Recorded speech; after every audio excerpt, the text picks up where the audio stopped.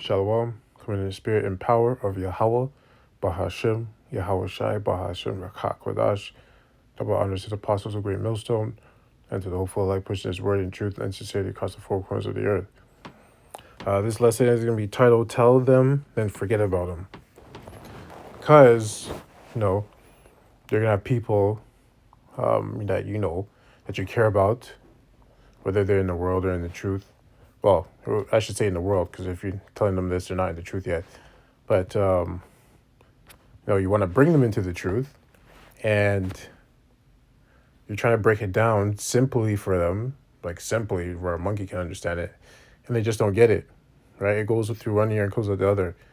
That just tells you it's not meant for them. So when that happens, you're just supposed to, tell them, then forget them, right? Just keep it moving. Just forget about them because it's not meant for them. And if it is for them, down the road, the Most High will open up their minds when He wants to open up their minds. Maybe it's not right now. Nonetheless, you're still supposed to forget about them, right? Because you can't get worried or mad or,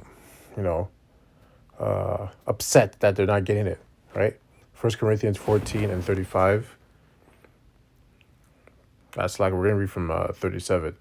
If any man think himself to be a prophet or spiritual, let him acknowledge that the things that I write unto you are the commandments of the Lord. But if any man be ignorant, let him be ignorant.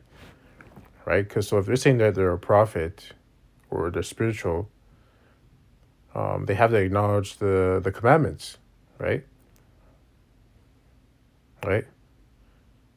But the thing is that if they truly are a man of the Lord, they will acknowledge the commandments. But if they're not, they're going to be ignorant, right? Ignorant means lacking knowledge, not knowing. So it says, if any man be ignorant, let him be ignorant. So you're breaking it down simply to them. This person says he believes in the Most High and everything like that. He's a spiritual person. You're breaking down the scriptures and they're just not getting it, right? So it's not meant for them. Just leave him alone, right? Just leave him alone and keep it moving. Proverbs 12 and 15.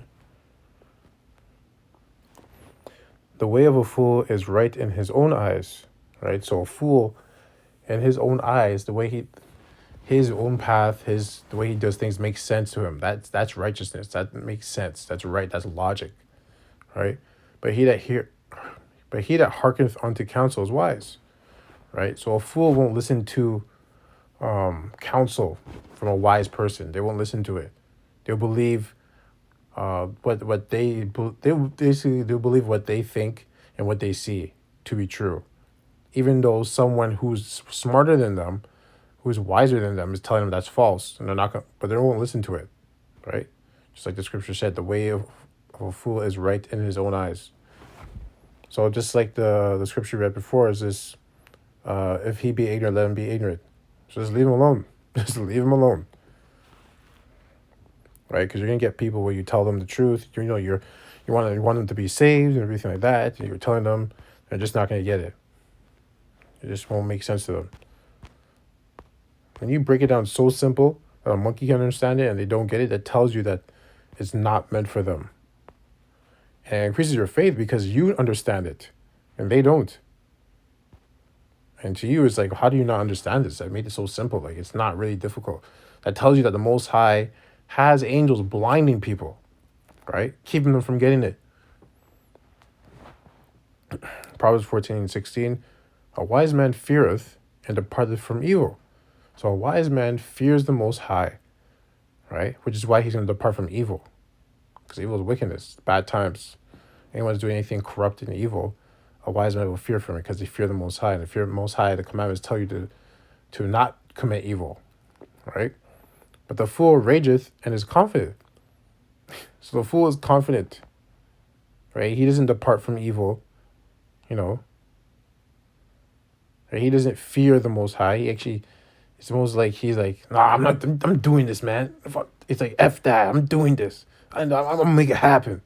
Yeah, let's go rob those guys. Right? That's a fool. He's like, nothing's going to happen to me. I got my gun. I'm good.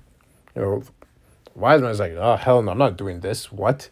I'm out of here. Peace. Right? So now we're going to go to Proverbs That was just an example, right? But even in talking about bringing the truth to someone, the fool will get angry because you're breaking down the truth. It's like, no, no, that's not true. The Most High is like this, X, Y, and Z. This is what I learned in my Christian church. My Christian pastor told me this.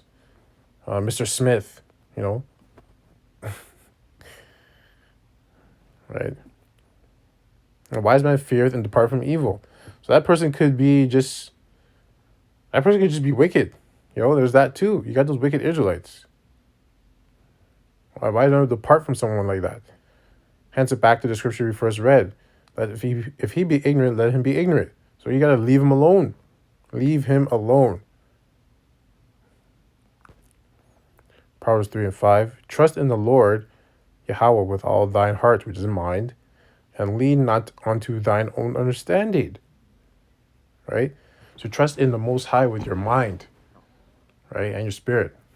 Your spirit resides in your mind. And lean not unto thine own understanding. So do not lean unto your own understanding. Trust in the Most High to guide your steps. Right?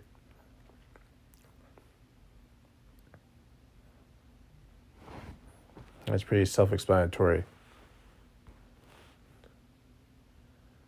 Now we're going to go to Revelation 22 and 11.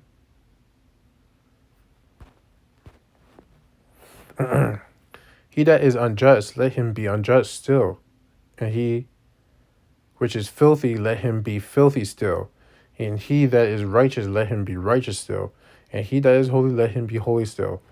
So the point is just leave him alone. The person is unjust, right? Let him be unjust, right? Of course, you tell them, like, hey, what you're doing is wrong. But that's it. If you want to keep doing it, leave him alone. And if he's filthy, let him be filthy still, right? If the Spirit's on you to correct them, rebuke them, and if they don't listen, you keep moving, right? And he that is righteous, let him be righteous still. And he that is holy, let him be holy still. Okay? So now we're going to go to Ezekiel.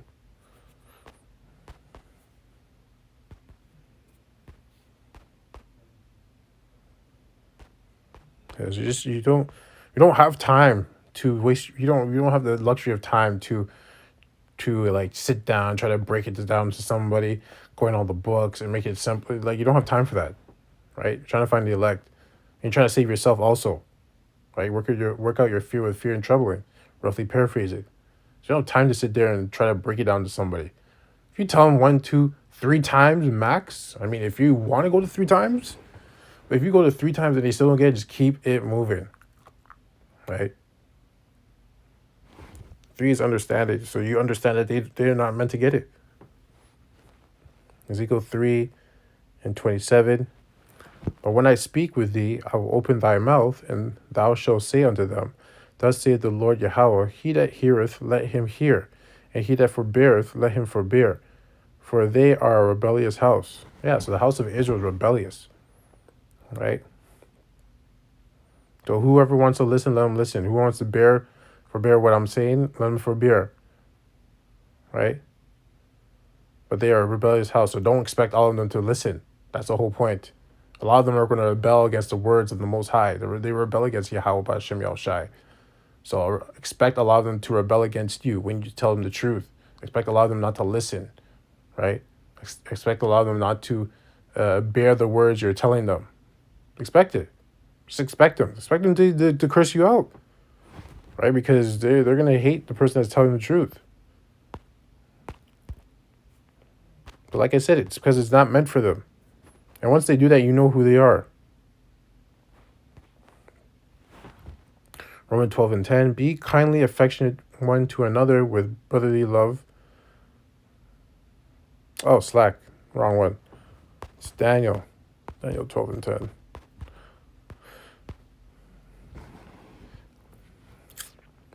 Many shall be purified and made white, right, which is the elect, and tried, which is the elect, but the wicked shall do wickedly, which is Esau and, the rest of the nations. But Esau is the wicked, period, right? The rest of the nations are the heathens. And none of the wicked shall understand, but the wise shall understand, right? So the wicked are not going to understand why the wise are being purified and made white and tried, right? None of them will understand. Because in their mind, they actually think that the elect are the wicked. Because it's the whole thing about their birthright being stolen from Jacob, which was Israel, turned into Israel, right? So in their mind, and they're like thinking that the elect, the Israelites are the wicked. They stole their birthright. They're wicked. They're thieves. They're liars. That's what they think, right? So they're not going to understand why the elect, the Israelites, so-called, well, the elect of Israel, are being tried and then they're being purified, made white, and being saved. Because in their mind, they are the wicked, which is crazy, right? And none of the wicked shall understand, but the wise shall understand. We're going to go to the 2 Timothy's.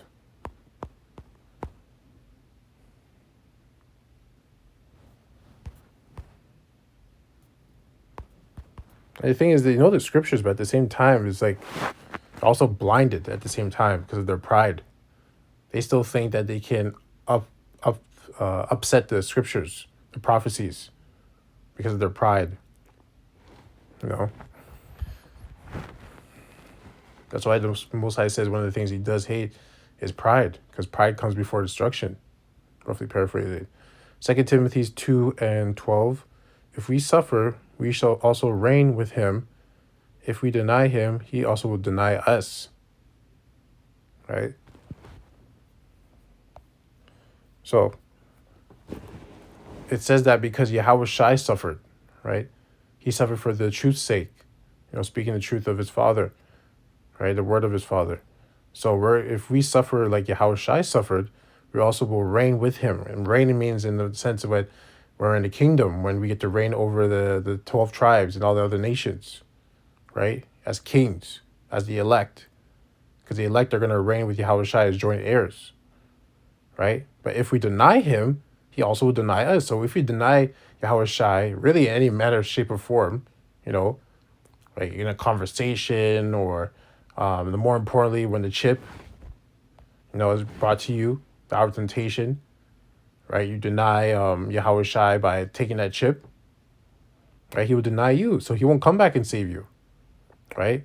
Or there's an opportunity where someone's talking about Yahweh Hashem Yahweh Shai and they're saying that, Yahweh's name is this and blah, blah, blah, and Yahweh Shai's name is actually Yahshua.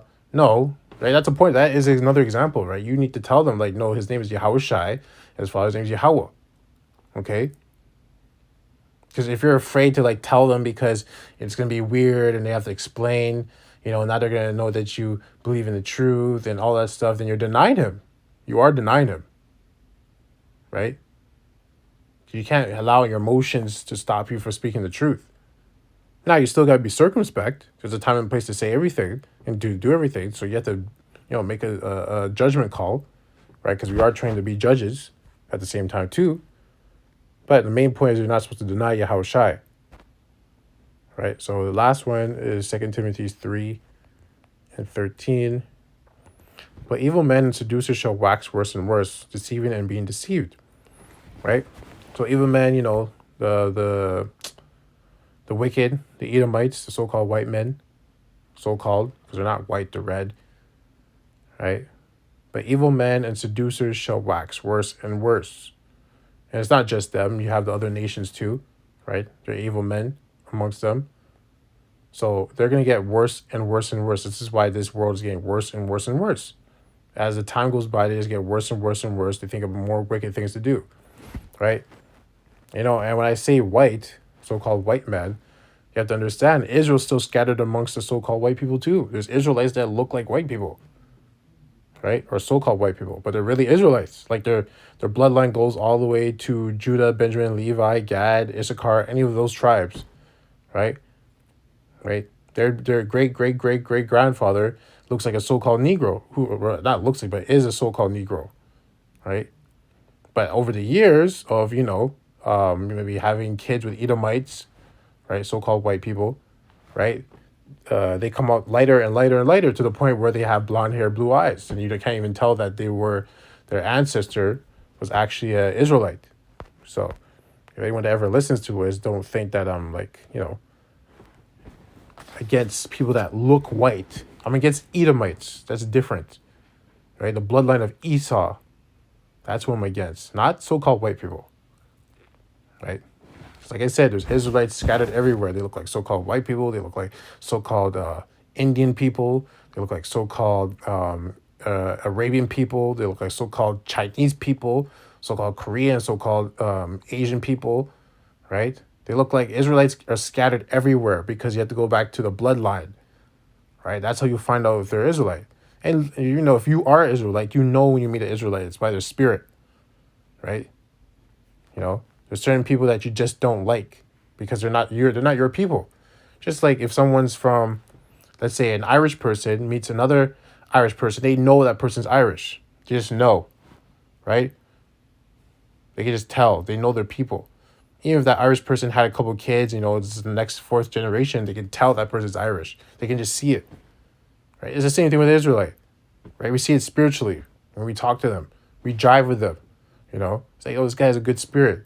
And they're Israelite, right? So that's what I mean when I say so-called white people. We're talking about Edomites, right? The bloodline of Esau.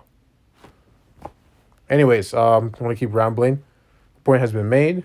The point is that, if you're speaking the truth to someone and they're not getting it, just move on. Don't waste your time. We don't have time for that. We're almost out of here. I'd like to close out by saying, Ka Hala Yahweh, Bahashem Yahweh Shai, Bahashem Rakha Kodash. Double honors to the apostles of Great Millstone and to the hopeful elect pushing his word and truth and sincerity across the four corners of the earth. Death and destruction to his wicked kingdom, and 2/3 as well. Kwam Yasharallah, Abad Babal, Shalom.